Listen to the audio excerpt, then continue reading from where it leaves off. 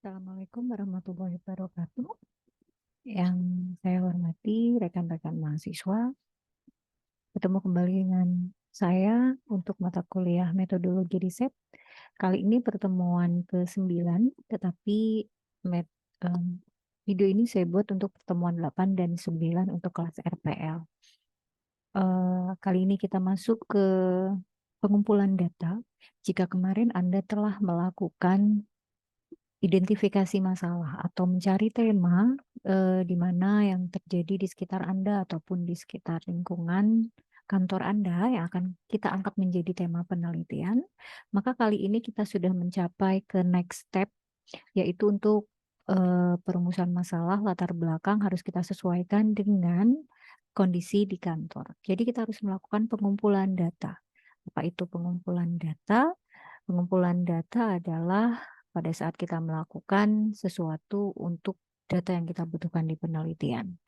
Pengumpulan data ada beberapa cara. Jika Anda lihat di modul saya di pengumpulan data, ada 3 cara pengumpulan data dengan observasi atau pengamatan lapangan, dengan kuesioner atau memberikan angket, dan yang ketiga adalah dengan wawancara. Jika Anda lihat di modul saya, izinkan saya share screen. Oke, oke. Jadi, ada beberapa cara metode pengumpulan data. Pengumpulan data yang pertama pengamatan langsung atau dengan observasi. Yang kedua adalah menggunakan pertanyaan, bisa berupa wawancara atau kuesioner. Langsung dengan penelitian lapangan, penelitian pendapat, dan kepustakaan. Nah, standarisasi untuk teknik pengumpulan data itu harus ada jelas konsep dan variabel yang akan digunakan, kemudian semua pertanyaan sama untuk semua responden, dan objektivitas netral serta relevansi unit pengamatan. Metode observasi seperti kita tahu ya, Anda akan datang ke lapangan, kemudian melihat kondisi lapangan seperti apa untuk melihat gap yang terjadi di tempat observasi kita atau di penelitian, tema penelitian yang akan kita angkat. Nah, untuk sebuah penelitian kita wajib memegang data atau berdasarkan data. Oleh karena itu, observasi yang dilakukan, pengamatan harus berkaitan dengan tujuan penelitian yang direncanakan. Pengamatan tersebut harus dicatat secara sistematis dan dihubungkan dengan proposisi umum. Kemudian pengamatan dapat dicek dan dikontrol atas validitas dan reliabilitasnya. Validitas itu artinya bahwa data kita valid sesuai dengan lapangan. Reliabilitas jika kita cari ataupun kita lakukan pengukuran kembali akan sama hasilnya. Misalkan sebuah pena ini panjangnya adalah 15 cm. Maka jika kita ukur berikutnya, seterusnya, dengan pengukuran selanjutnya tetap 15 cm, itu reliabilitas. Valid ya cukup valid, kita ngukurnya pakai apa? Penggaris kah? Atau hanya dengan tali? Dengan tali otomatis tidak valid, harusnya dengan penggaris. Oke, kemudian beberapa ciri umum dari metode observasi adalah harus jelas dan diketahui apa yang akan diamati, kemudian perilaku dibuat dalam kategori. Unit yang dilakukan mengukur perilaku harus ada, derajat inferensi yang diinginkan harus jelas, dan harus punya derajat terapan, serta jenis serta besar sampel harus ditentukan. Apa itu sampel? Misalkan kita akan melakukan penelitian tentang rekam medis, kita ambil contoh punya salah satu rekan mahasiswa kita. Kalau mau rekam medis berarti kan populasi responden kita adalah semua orang yang pernah periksa ke rumah sakit X, misalkan rumah sakit A, rumah sakit B, atau semua yang pernah periksa deh. Itu populasinya. Nah, kita akan ambil sampel di mana? Ambil sampel di pasien puskesmas X misalkan. Nah, itu membuat sebuah sampel. Nah, sampel itu harus difokuskan lagi untuk semua atau yang harus poliklinik. Nah, itu merupakan sampel. Sampel itu bisa berupa acak ataupun yang kita ambil secara random. Sehingga data kita akan lebih bagus, lebih valid, dan reliabilitasnya juga bagus. Yang kedua dengan metode wawancara. Kalau dengan metode wawancara, kita harus punya daftar wawancara yang akan kita tanyakan kepada narasumbernya. Tidak boleh asal mewawancara. Misalkan kita akan melakukan penelitian rekam medis. Berarti siapa yang akan kita jadikan narasumber? Otomatis adalah user ataupun penjaga atau admin untuk rekam medis. Karena yang akan dibutuhkan apa, gitu kan? Masalahnya apa? Yang mengetahui adalah yang admin rekam medis tersebut, atau mungkin dokter, atau mungkin pegawai puskesmas tersebut yang memang memegang bagian arsip mungkin. Seperti kita tahu, masalahnya mungkin rekam medis berupa manual itu cepat hilang gitu kan, rusak gitu kan, tidak aman, tidak terdatabase dengan baik. Pastikan pertanyaan-pertanyaan Anda menuju ke sana. Seperti itu. Kemudian wawancara atau interview itu merupakan salah satu pengumpulan data yang harus kita skripkan dulu atau dituliskan lebih dahulu. Jadi pertanyaannya sudah disiapkan, nggak ujuk-ujuk di kepala ya, tidak, tetapi harus ada. Kemudian hasil wawancara itu kita tuliskan, atau kalau zaman sekarang sudah pakai zaman digital, mungkin bisa dilakukan dengan direkam. Setelah direkam, kemudian kita tulis atau kita tulis ketik kembali. Itu menjadi data lampiran pada tugas atau laporan penelitian kita. Kalau secara teori menurut Celtis, menurut beberapa tokoh tidak saya bahas karena memang dalam video ini cukup singkat. Sekarang bagaimana pada saat kita melakukan wawancara sih? Jenis pertanyaan apa saja yang bisa kita lakukan? Pertanyaannya itu bisa pertanyaan terbuka atau pertanyaan tertutup. Pertanyaan tertutup itu pertanyaan yang jawabannya sudah disiapkan. Misalkan, apakah responden sering mengalami kesulitan mengajar karena keterbatasan alat peraga yang dimiliki sekolah? A. Selalu kesulitan. B. Sering kesulitan. C. Terkadang kesulitan. Dan D. Itu sudah ada. Jadi responden tinggal milih. Itu namanya pertanyaan tertutup. Beda dengan pertanyaan terbuka. Kalau pertanyaan terbuka, itu jawabannya tidak disediakan. Misalkan berapa penghasilan saudara. Jadi bebas. Nah, apa keuntungan dan kerugian pertanyaan terbuka dan tertutup ini? Kalau pertanyaan tertutup, jawaban sudah disiapkan, otomatis responden lebih terarah menjawabnya. Kita pun pada saat pengolahan data akan lebih mudah. Tetapi kelemahannya responden tidak punya pilihan jika yang ada di pilihan tersebut tidak misalkan dari A sampai E, jawabannya tidak ada yang mau dipilih sama responden seperti itu. Jadi dia harus milih apa, gitu kan? Itu yang kadang kelemahan tertutup. Bagaimana jika pertanyaan terbuka? Kalau pertanyaan terbuka, otomatis responden bisa menjawab apapun. Kelemahannya buat si pengolah data, maka akan banyak variabel pengolah data di sana. Nah, seperti itu. Jadi akan variasi jawaban akan lebih banyak. Dan responden memang dapat jawab lebih rinci, tetapi kita pun ngolah datanya juga lebih ribet otomatis. Kita harus mengklasifikasikan dulu, misalkan seperti itu. Kemudian setelah diklasifikasi baru diolah secara statistika.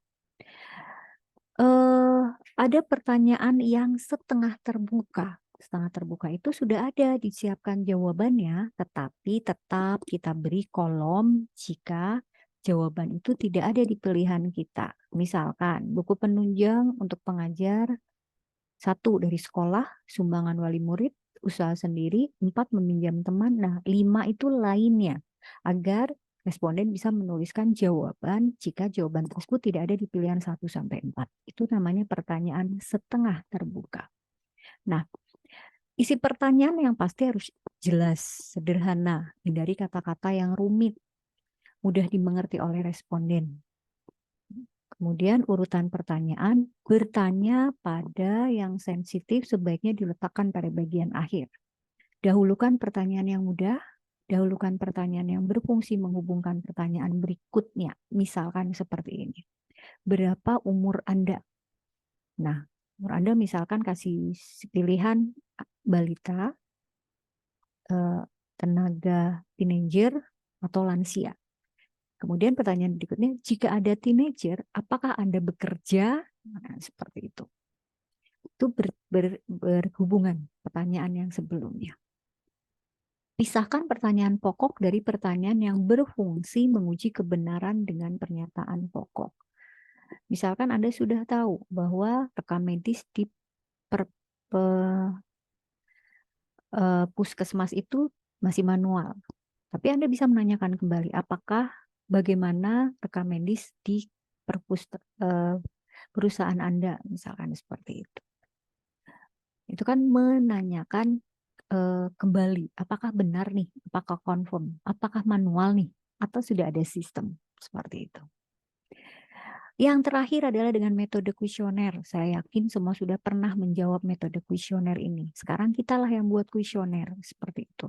Kuesioner itu mempunyai senter perhatian atau terhadap masalah yang akan dipecahkan.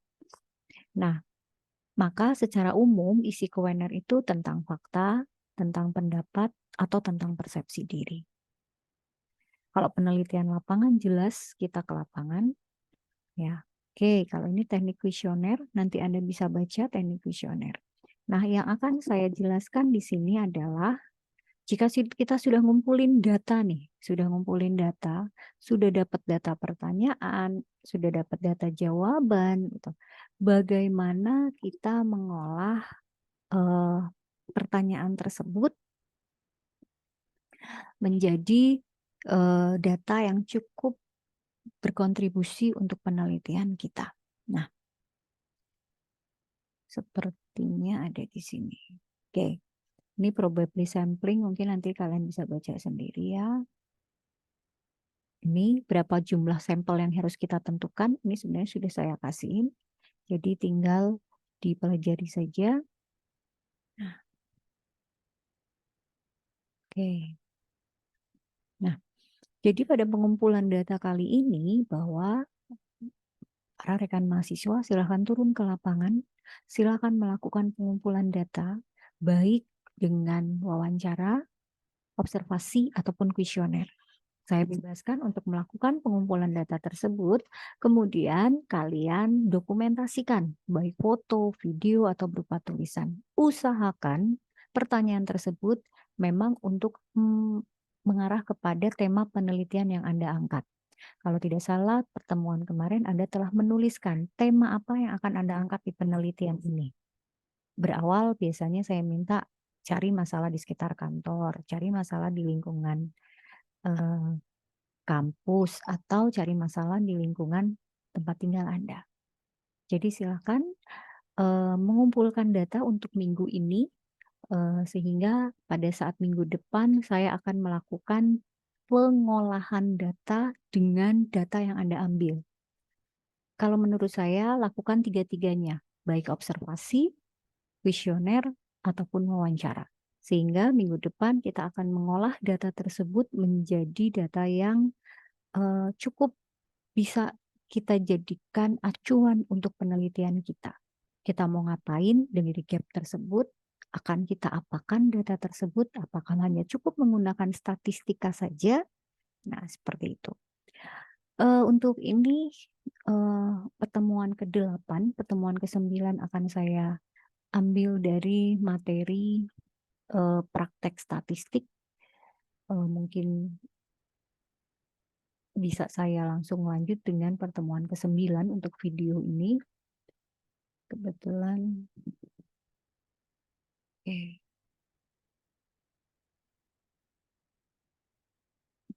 Hmm.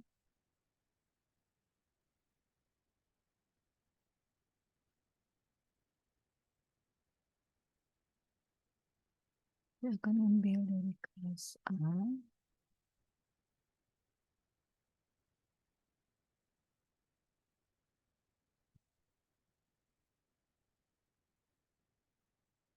Oke, jadi setelah Anda mengumpulkan data nih, sudah ada data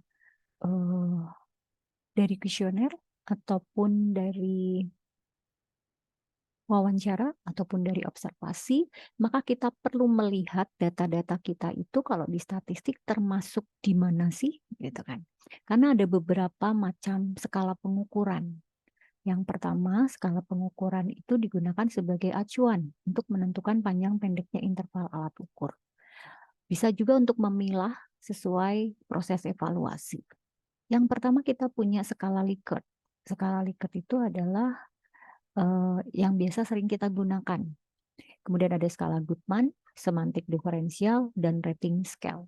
Kita masuk ke skala Likert. Skala Likert itu variabel yang akan diukur dijabarkan menjadi indikator variabel.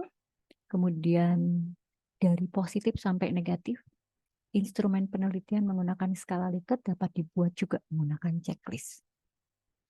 Nah, silakan Anda perhatikan kalau melihat pertanyaan ini, Anda sering mengisi kuesioner seperti ini mungkin ya. Ada pertanyaan seperti ini.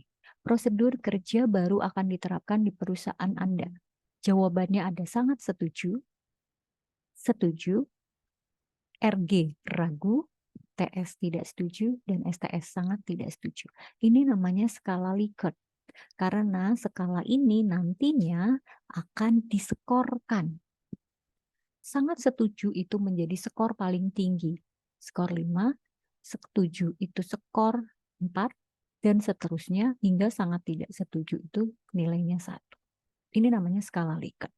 Jadi dari beberapa pertanyaan maka kita akan olah menjadi pengolahan statistikanya menggunakan skala Likert. Ini sering kita gunakan. Untuk menganalisis sesuatu ini lebih mudah kalau skala Likert. Nah, kemudian bisa juga kalau tadi dalam bentuk checklist ya, ini dalam bentuk ABC. Ada A, sangat tidak setuju, B, tidak setuju, ragu, setuju, dan sangat tidak setuju. Kemudian kalau semantik diferensial itu mengukur sikap, hanya bentuknya tidak pilihan ganda, tetapi tersusun dalam bentuk garis yang kontinum. Skala pengukuran ini merubah angka kemudian ditafsirkan dalam pengertian kuantitatif. Misalkan, Anda silahkan menilai cara pengajaran saya. Kalau melihat cara pengajaran saya, kalau diskalakan 1 sampai 10, mengajar saya itu ada di nilai berapa? Nah, itu skala pengukuran. Atau misalkan skala-skala yang bisa mungkin diskalakan 1 sampai 5 juga nggak apa-apa. Tidak harus 1 sampai 10 ya, ini tergantung dari kebutuhan penelitian tersebut.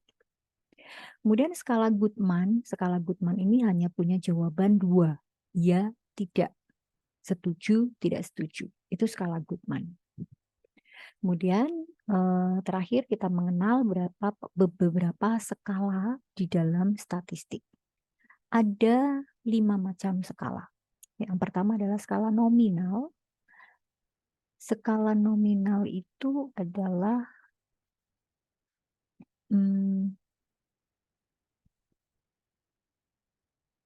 data diperoleh dari observasi dan hasil data berbentuk kuantitatif.